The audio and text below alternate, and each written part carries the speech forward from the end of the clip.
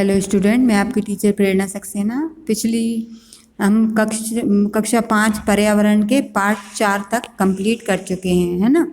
आज हम पार्ट 5 पढ़ने जा रहे हैं ईवीएस का। तो आप मेरे साथ साथ बुक ओपन कर लीजिए, अपनी खोल लीजिए, मैं पढ़ूंगी, आप मेरे साथ साथ रीड करिएगा, ठीक है ना। पार्ट 5 है बीज, बीज और बीज, ठीक है ना। बीज मतलब किसी फल का, सब्जी का, अनाज का बीज होता है ना, उसके बारे में अपन को आज इस पार्ट में जानकारी मिलेगी, ठीक है। पढ़ना शुरू करते हैं। गोपाल की मौसी का परिवार छुट्टियां बिताने अगले दिन घर आने वाला था। तरह तरह का खाना बनेगा और सब बच्चे खूब खेलेंगे। यह सोचकर गोपाल बहुत खुश था। इतने में माँ ने आवाज़ लगाई, गोपाल, रात में तो 2 कटोरी चने याद से भिगो देना। माँ को बुआ के घर जाना था और वे सुबह लौटने वाली थी। गोपाल ने रात में चने भिगोते हुए सोचा, माँ ने बस 2 कटोरी चने कहा है, वह भी 8 लोगों के लिए, ये तो बहुत कम पड़ेंगे। इसलिए उसने 4 कटोरी चने भिगो दिए। सुबह माँ वापस आई तो गोपाल को बुलाया और कहा, इतने सारे चने क्यों भिगो दिए? देखो, ये तो बर्तन से बाहर आ गए हैं। गोपाल सोच में पड़ गया, यह कैसे हुआ? माँ ने कहा, चलो अच्छा तो ही हुआ, तुमने इतने चने भिगो दिए। अब मैं आधे चने अंकुरित करके बुआ के लिए भिजवा दूंगी। डॉक्टर ने बुआ को अंकुरित खाना खाने की सलाह दी है। माँ ने अंकुरित करने के लिए भीगे हुए चने एक गीले कपड़े में लपेटकर टांग दिए, ठीक है ना। तो अब चर्चा किस बात पर करनी है? तुम्हारे घर में कौन कौन सी चीज़ें खाना बनाने से पहले भिगोई जाती है और क्यों भिगोई जाती हैं, इसके बारे में बताना है।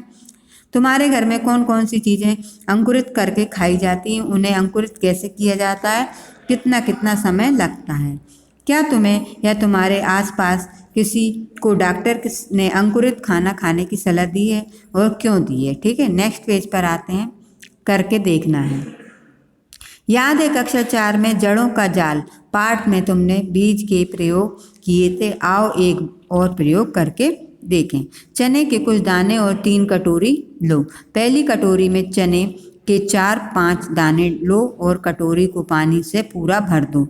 दूसरी कटोरी में भी उतने ही चने भीगी हुई रुई या कपड़े में लपेट कर रख दो। ध्यान रहे कपड़ा या रुई सूखने न पाए। तीसरी कटोरी में केवल चने ही रखो। 3 कटोरियों को ढक दो, ठीक है ना। अब इसमें क्या क्या होगा, इसके बारे में इस तालिका में अपन को लिखना, क्या बदलाव हुए बताओ और लिखो। किस कटोरी में बीजों में अंकुरण हुआ, इस कटोरी को और बाकी कटोरियों के बीजों में क्या अंतर है। गोपाल की माँ ने भिगोए हुए चने अंकुरित करने के लिए गीले कपड़े में क्यों बांधे। नेक्स्ट पेज पर आइए। साबुत मसूर को दलने से मैं दाल बनी हूँ, लेकिन मुझे तुम अंकुरित नहीं कर सकते, सोचो क्यों, ठीक है। किसका पौधा कितना बड़ा। एक गमला या चौड़े मुंह वाला डिब्बा लो, उसके नीचे छोटा सा छेद करके मिट्टी भर दो। किसी एक किस्म के 4-5 बीज मिट्टी में दबा दो। कक्षा में सभी बच्चे अलग अलग किस्म के बीज बोएं। सरसों, मेथी दाना, तिल, धनिया। और फिर लिखना बीज का क्या नाम है, कौन ने कैसा बीज बोया है, किस दिन और किस तारीख को बोया है, ठीक है। इसके बाद आते हैं नेक्स्ट पेज पर। फिर क्या पता करना है, बीज बोने और छोटा पौधा दिखने में कितने दिन लगे। पहले दिन और दूसरे दिन पौधे की कितनी लंबाई थी और उसमें कितना अंतर है। किस दिन पौधे की लंबाई सबसे ज़्यादा बढ़ी। क्या हर दिन पौधे में से नया पत्ता या पत्ते निकले, है ना। या क्या पौधे के तने में भी कुछ बदलाव आया। इन प्रश्नों के उत्तर तो अपन नीचे आगे देख लेंगे, ठीक है ना। आगे चर्चा करते हैं। किस बीज के पौधे को मिट्टी से बाहर आने में सबसे ज़्यादा दिन लगे। किस बीज के पौधे को मिट्टी से बाहर आने में सबसे कम दिन लगे। कौन सा बीज उगा ही नहीं, क्यों नहीं उगा। अगर तुम्हारा पौधा सूख गया या पीला हो गया तो सोचो ऐसा क्यों हुआ। पौधे को पानी न मिलने से क्या होगा, ठीक है ना। दिल की बात, बीज के अंदर क्या होता है। छोटे से बीज में इतना बड़ा पौधा कैसे बनता है। नेक्स्ट पेज पर सोचो और कल्पना करो, अगर पौधे चलते तो क्या होता। चित्र बनाओ। पता करो क्या कुछ पौधे बिना बीज के भी उगते हैं। शिकारी पौधे। अब आते हैं, कुछ ऐसे पौधे भी होते हैं जो चूहे, मेंढक, कीड़े मकोड़े और छोटे जीवों का शिकार करते हैं। इनमें नेपिथिन्स सबसे ज़्यादा मशहूर है। यह ऑस्ट्रेलिया, इंडोनेशिया और भारत के मेघालय राज्य में पाया जाता है। इसका आकार लंबे घड़े जैसा होता है। इसके ऊपर पत्ती का ढक्कन लगा होता है। घड़े से खास खुशबू निकलती है। इसकी वजह से कीड़े खींचे चले आते हैं। पौधे के ऊपर पहुंचते ही कीड़े अंदर फंस जाते हैं और बाहर नहीं निकल पाते। देखा, ये पौधे भी शिकार करते हैं, और वह भी कितनी चतुराई से। कितने सारे बीज। तुमने कितनी तरह के बीज इकट्ठे कर सकते हो, सोचो। तुम्हें ये बीज कहाँ कहाँ से मिलेंगे। सारी कक्षा मिलकर तरह तरह के बीजों को इकट्ठा करें।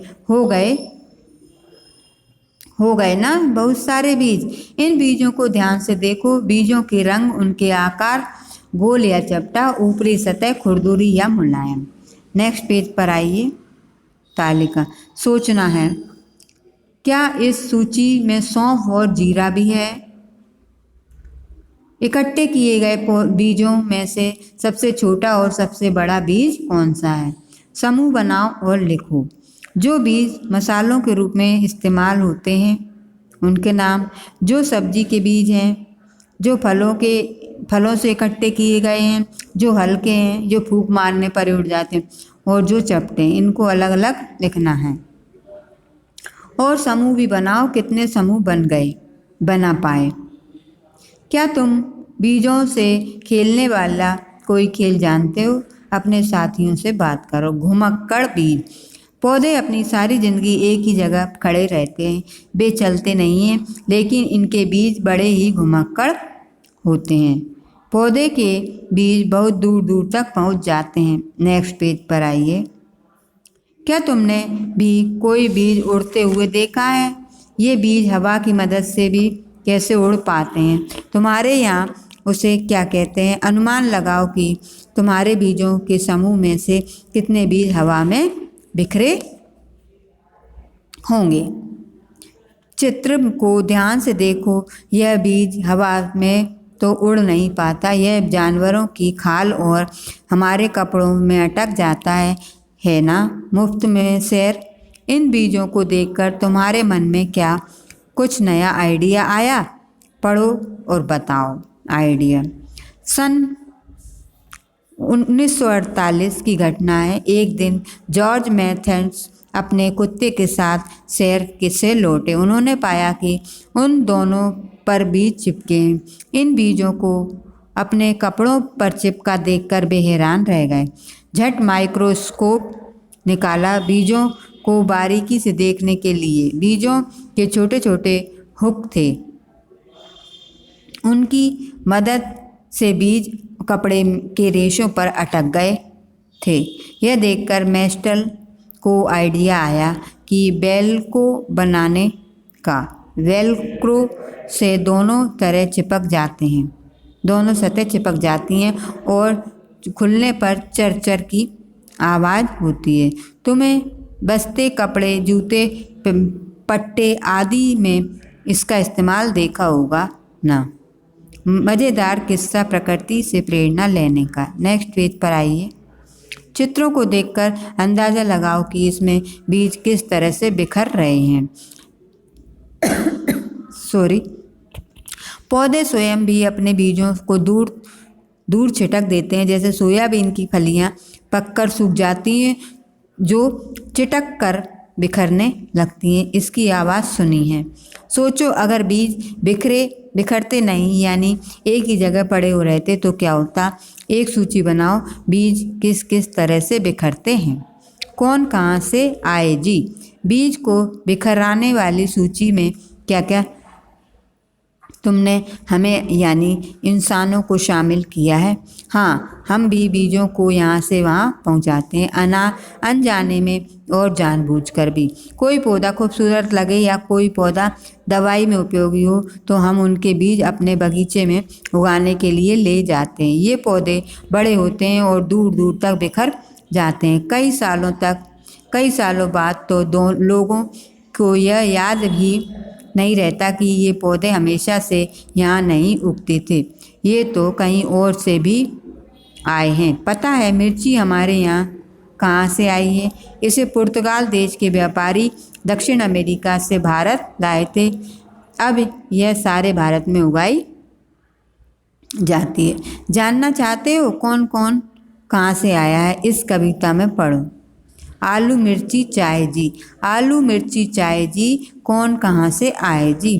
7 समुंदर पार से, दुनिया के बाजार से, व्यापार के उपहार से, जंग लड़ाई मार से, हर रास्ते से आए जी आलू मिर्ची चाय जी। दक्षिण अमेरिकी मिर्ची रानी, मसालों की है पटरानी, मूंगफली आलू अमरूद धूम मचाते करते उछल कूद।